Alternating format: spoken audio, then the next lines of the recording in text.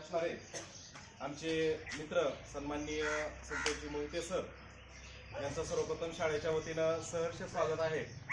आज आपण एका महामानवाची जयंती या ठिकाणी साजरी करतो आहोत आणि बोर्डावरती आजचा दिनविशेष लिहिलेला आहे आणि त्या दिनविशेषामध्ये त्यांना क्रांतीसूर्य असं म्हटलेलं आहे। बरोबर आहे का? तर क्रांती म्हणजे काय? क्रांती या शब्दाचा अर्थ काय होतो? कोण सांगतोय? क्रांती बदल। बरोबर आहे, टाळ्या वाजवून अभिनंदन करा। अरे असं बघा, क्रांती म्हणजे बदल आणि क्रांती सूर्य, बरोबर आहे का? बदल घडवणारा सूर्य असं त्यांना उपमा दिलेली आहे। मग इतक्या वर्षानंतर आपण त्यांची जयंती या ठिकाणी साजऱ्या करतो आहोत। इतकी वर्ष झाली ते आपल्याला सोडून गेलेले आहेत, तरी सुद्धा अत्यंत सन्मानानं, अत्यंत अभिमानानं देशभर नव्हे जगभर महात्मा फुले यांची जयंती साजरी केली जाते। आणि मग ती का साजरी केली जाते, त्यांचं दैदिप्यमान कार्य आपण थोडक्यामध्ये या ठिकाणी समजावून घेणार आहोत। बघा, खरं तर महात्मा फुले यांना महामानव म्हटलं जातं, क्रांतीसूर्य म्हटलं जातं, कारण त्याची पाळीमुळे या ठिकाणी मुलींच्या शिक्षणामध्ये आहेत। आज या ठिकाणी मुलांपेक्षा मुली आपल्या शाळेमध्ये जास्त आहेत, बरोबर आहे का? सगळं श्रेय कुणाला जातं रे? महात्मा फुलेंना जातं। जरी क्रांती ज्योती सावित्रीबाईंचं आपण नाव घेत असलो तरी सुद्धा सगळं श्रेय या ठिकाणी महात्मा फुले यांना जातं, कारण महात्मा फुलेंनी सावित्रींना शिकवलं नसतं तर सावित्रींनी मुलीची शाळा काढली असती का? नाही। आणि मग ज्या प्रतिकूल परिस्थितीमध्ये क्रांतीसूर्य असणाऱ्या महात्मा फुलेंनी मुलींसाठी या ठिकाणी शाळा उभारल्या आणि अत्यंत प्रतिकूल परिस्थितीमध्ये समाजाचा अनेक आव्हानांचा सामना करत त्यांनी ज्या पद्धतीने मुलींच्या शिक्षणाची मुहूर्तमेढ या ठिकाणी रोवली, त्याला त्या काळामध्ये तोड नाहीये। आणि म्हणून महात्मा फुलेंचं कार्य आपण समजून घेतलं पाहिजे की ज्या पुण्याच्या मातीमध्ये त्यांचं नेतृत्व घडलं गेलं। मग हे नेतृत्व कसं घडतं? तर नेतृत्व घडत असताना अनेक त्यांना आव्हानांना सामोरं जावं लागतं, अनेक परिस्थितीचा सामना करावा लागतो आणि जीवनामध्ये असे काही टर्निंग पॉईंट येतात। त्या टर्निंग पॉईंटमुळे माणसाचं आयुष्य बदलून जातं। महात्मा फुलेंच्या आयुष्यात सुद्धा असे अनेक टर्निंग पॉईंट आले ज्यांनी त्यांचं आयुष्य बदललं। खरं तर ते अत्यंत श्रीमंत घराणे जन्माला आलेले होते। त्यांच्या घरी फुलांचा व्यवसाय असायचा आणि चांगल्यापैकी पैसे असायचे। वडील चांगले कमवायचे होते, कमवणारे होते। त्यांचं शिक्षण चांगलं इंग्रजी शाळेमध्ये झालेलं होतं आणि सगळं असताना ते बिल्डरशिप मध्ये उतरले होते। एक नामांकित बिल्डर म्हणून त्यांची फार मोठी ख्याती होती।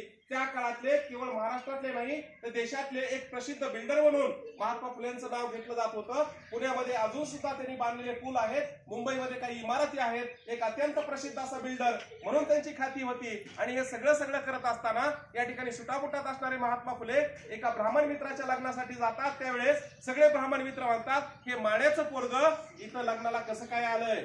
बघा, जातीयतेचा पहिला फटका त्यांना तिथं बसतो आणि त्यांच्यामध्ये परिवर्तन घडायला लागतं। अरे आपण सुद्धा यांच्यासारखे, आपलं रक्त सुद्धा यांच्यासारखं लाल असताना आपल्याला असं जातीयतेमुळे वेगळं का समजलं जातं? आपल्या देशामध्ये अशी जातीयतेची उतरंड का?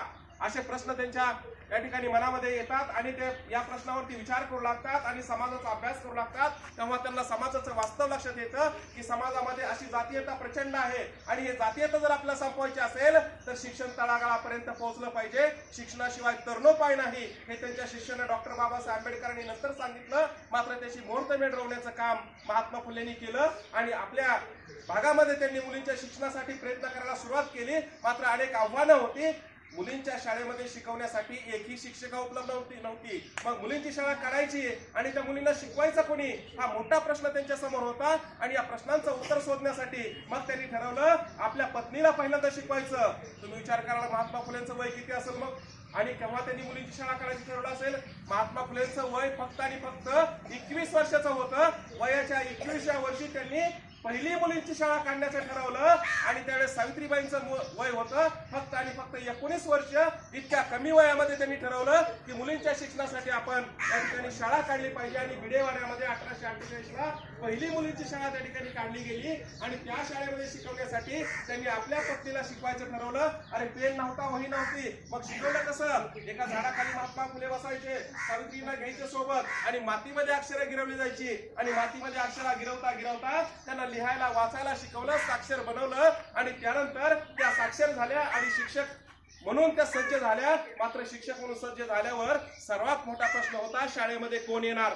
समाजाला त्यांनी आव्हान केलं होतं मुलींना शाळेत पाठवा, परंतु मुलींना शाळेत पाठवणं म्हणजे सगळ्यात मोठं पाप समजलं जाईल. समाजाची आजपर्यंत अशी धारणा होती की मुलींनी शिकलं नाही पाहिजे, चूल आणि मूल एवढीच मुलींची जबाबदारी असते. असं सगळं समाजाचं वास्तव असताना त्या परिस्थितीच्या विरोधामध्ये ठामपणे उभे राहून समाजाला एका वेगळ्या दिशेने नेण्याचं काम, प्रगतीच्या दिशेने नेण्याचं काम या ठिकाणी महात्मा फुलेने सुरू केलं होतं आणि मुलींची शाळा सुरू केली होती. मात्र मुलींची शाळा सुरू केली आणि सगळ्या पुण्यामध्ये असणाऱ्या ब्राह्मण समाजामध्ये एक आक्रांत तांडव निर्माण झालं गेलं. महात्मा फुलेंच्या विरोधामध्ये एक फार मोठा समूह निर्माण झाला गेला आणि महात्मा फुलेंच्या या पवित्र कार्याला सगळ्यांचा विरोध होऊ लागला. अगदी विरोध घरापर्यंत पोहोचला. वडिलांचे कान भरले गेले आणि वडिलांनी सांगितलं, तू ज्योतिबा घर सोडून जायचं. सावित्रींना सुद्धा सांगितलं घरात राहायचं नाही. अरे अंगावरच्या कपड्यासह दोघांनाही त्या ठिकाणी घरातून हकालून दिलं गेलं. सोबत काहीच नव्हतं. मग राहायचं कुठं, खायचं काय, अनेक प्रश्नांचं काहूर समोर होतं. मात्र एवढ्या मोठ्या पुण्यामध्ये साधी राहण्यासाठी जागा सुद्धा कोणत्याही हिंदू घरामध्ये त्यांना मिळाली नाही. शेवटी शेख नावाच्या एका व्यक्तीनं त्यांना दोघांना आपल्या घरामध्ये राहण्यासाठी जागा दिली. एवढंच नाही तर त्या घरामध्ये असणारी मुलगी फातिमा, तिला महात्मा फुलेंनी शिकवलं आणि तिला सुद्धा सावित्रीबाई बरोबर शिक्षिका म्हणून त्या शाळेमध्ये पाठवलं. सुरुवातीला फक्त शाळेमध्ये 7 मुली होत्या आणि या 7 मुलींच्या जोरावर सुरू झालेली ही शाळा आणि त्या शाळेतून त्या मुली शिकू लागल्या, एक एक अक्षर गिरवू लागल्या. मात्र ही अक्षर गिरवता गिरवता अनेक संकटाचा सामना त्यांना करावा लागत होता. अरे शाळेला येताना सावित्रीबाईंच्या अंगावर कुणीतरी अंडी फेकायची, कुणीतरी शेण फेकायचं, कुणीतरी दगड फेकायची. एखादा दगड यायचा आणि तो सावित्रींच्या डोक्यावर लागायचा, एखादा दगड यायचा कुठेतरी कानावर लागायचा, कानातून रक्त वाहायला लागायचं. सावित्री तशाच पुढे चालायच्या. पोरं टवारकी करायची, त्यांना शिव्या द्यायची, काहीतरी वात्रट बोलायची. मात्र सावित्रींचे कान त्यासाठी बंद होते. त्यांना फक्त एकच दिसत होतं, भविष्यात शिकलेली मुलगी, भविष्यात पुरुषांच्या खांद्याला खांदा लावून प्रगतीकडे जाणारी मुलगी. आणि तिच्या प्रगतीसाठी सावित्री आणि महात्मा फुलेंनी हाती घेतलेले कार्य ते अविरतपणे प्रतिकूल परिस्थितीमध्ये चालू ठेवलं. एका पिशवीमध्ये एक दुसरी साडी ठेवायची आणि अंगावरती शेण फेकलेलं, अंडी फेकलेली, तसंच शाळेमध्ये जायच्या, ती साडी बदलायच्या. एके दिवशी अशाच सावित्री चालल्या असताना काही पोरं त्या ठिकाणी जमा झालेली होती. आज सावित्रीला खूप त्रास द्यायचा असं ठरवून आलेली होती. काही जणांनी नासकी अंडी आणलेली होती. सावित्रीच्या अंगावरती अंड्यांचा वर्षाव होऊ लागला. मध्येच एक पोरगा आला, त्याने भरड दिवशी एक दगड पिकावला. तो दगड आला, सावित्रीच्या कानावरती लागला. कानातून रक्त येऊ लागलं. ते रक्त तहच वाफ होतं. कुणीतरी शेण सावित्रीच्या अंगावरती फेकलं होतं. त्या शेणामुळे ते रक्त आणि शेण मिक्स झालं होतं. ते ओळखू येत नव्हतं. सावित्रीचा कान फार दुखू लागला होता, रक्त वाहत होतं. तशाच त्या शाळेमध्ये गेल्या, आपली साडी बदलली गेली आणि तसंच ते शिकू लागल्या. पुरींच्या लक्षात आलं की सावित्रीजीच्या कानातून रक्त वाहतंय, तरी पण त्या तशाच शिकवतायत. आणि मुलींनी म्हटलं, सावित्रीजी तुमच्या कानातून रक्त येतंय. आणि तेव्हा त्या म्हणाले, हे रक्त येतंय, आज समाजासाठी आपलं रक्त व्हावं लागतंय. मात्र यातच आपलं भविष्य दडलंय. आपण शिकलो तर समाज बदलेल. आणि आपलं कार्य अशा पद्धतीने त्यांनी अविरतपणे चालू ठेवलं. एकीकडे शिक्षणाची गंगा मुहूर्तमेढ त्यांनी रोवली असताना, शिक्षणाच्या प्रगतीसाठी, विकासासाठी ते काम करत असताना, दुसरीकडे अनेक समाजातले प्रश्न सुद्धा त्यांच्या समोर दिसत होते. आणि त्यातला जातीयतेचा प्रश्न सगळ्यात मोठा होता. मग जातीयता संपवण्यासाठी त्यांनी काम चालू केलं. त्यावेळेस एके दिवशी एका नदीच्या काठाला गेले असता त्यांना एक प्रेत त्या ठिकाणी जळताना दिसत होतं. आणि प्रेत जळायच्या अगोदर काही क्षण त्यांचे डोळे विस्फारले होते. त्यांनी जे दृश्य पाहिलं होतं त्या दृश्याने त्यांच्या मनावरती खोल परिणाम झाला होता. त्यांनी पाहिलं, अनुभवलं, अरे एक प्रेत त्या ठिकाणी, एक माणूस मेलेला होता आणि त्या मेलेल्या माणसाला, त्याच्या पत्नीला त्या ठिकाणी आणलं गेलं आणि सगळ्या माणसाच्या समोर तिचे सगळे केस काढले गेले. अतिशय सुंदर असणारी ती मुलगी आणि तिचे सगळे केस त्या ठिकाणी कापले गेले. आणि तिची इच्छा नसताना सुद्धा तिला सजून, तिच्या गळ्यामध्ये हार घालून, तिला नवी साडी घालून त्या ठिकाणी त्या सरणामध्ये जाळण्यासाठी जिवंतपणे त्या ठिकाणी नेलं जात होतं. महात्मा फुले दृश्य बघत होते, विरोध करायचा प्रयत्न करत होते, मात्र कुणी ऐकायला तयार नव्हतं. ज्यावेळेस ती मुलगी त्या सरणापासून दूर दूर पळत होती, तिला वाटत होतं आपला जीव वाचावा, आपल्या जगण्याचा अधिकार आहे असं जेव्हा तिला वाटत होतं, तेव्हा ती पळून जाण्याचा प्रयत्न करत होती. मात्र अवतीभोवती उभा राहिले तिचेच भाऊ, तिचेच नातलग, तिचेच दीर आणि तिचा सासरा, तिचेच वडील सगळेजण काट्या घेऊन अवतीभोवती उभा राहिले होते. आणि ती पळून चालली की तिला काठीनं मारायचे आणि शेवटी तिला उचलून त्या सरणामध्ये जिवंतपणे जाळलं गेलं. हे दृश्य महात्मा फुलेंनी पाहिलं आणि त्याच दिवशी त्यांनी पुण्यामध्ये नाविकांची बैठक बोलावली. 1 नव्हे 2 नव्हे 500 नाविक जमवले गेले आणि नाविकांना सांगितलं की अशा पद्धतीने या ठिकाणी स्त्रीचं केश शोषण करणं म्हणजे तिचं सौंदर्य नष्ट करणं, अशा पद्धतीने आपण तिचं केश शोषण करणं म्हणजे समाजामध्ये फार मोठं विचित्र काहीतरी करतो आहोत, हे बंद झालं पाहिजे. आणि त्यांनी नाविकांची मीटिंग बोलून सांगितलं, उद्यापासून कुणीही एकाही स्त्रीचं केश शोषण करायचं नाही. आणि नाविकांनी ठामपणे त्यांना आश्वासन दिलं की आजपासून आम्ही कोणत्याही स्त्रीचे केस कापणार नाही. आणि तेव्हापासून केशवपनाची प्रथा पुण्यामधली बंद पडली गेली. दुसऱ्यापासून कोणीही नाही केशवपन करण्यासाठी त्या ठिकाणी पुढे आला नाही आणि स्त्रीचं केशवपन थांबलं गेलं.